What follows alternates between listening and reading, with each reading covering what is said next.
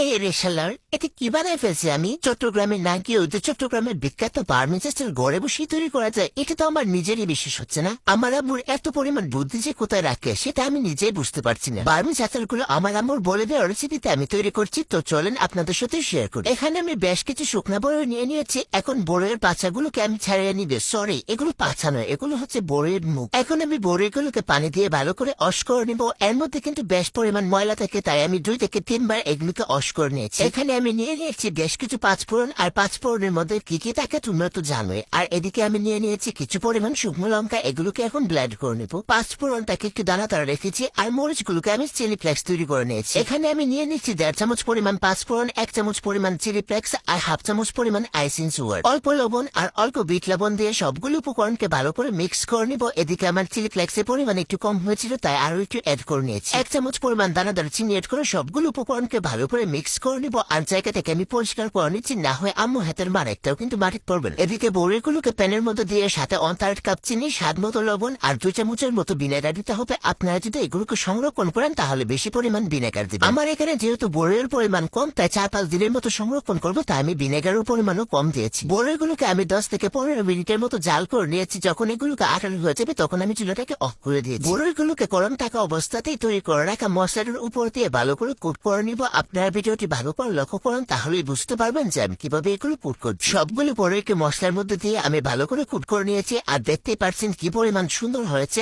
আমার এই বড়িগুলোকে তৈরি করতে মাত্র 20 মিনিটের মতো সময় লেগেছে। আজকের শাউট আউট রয়েছে মাহফুজা, সামিয়া, সুমাইয়া, নুরহানা, প্রিয়া, মিথিলা। তোমাদেরকে অসংখ্য পরিমাণ ধন্যবাদ।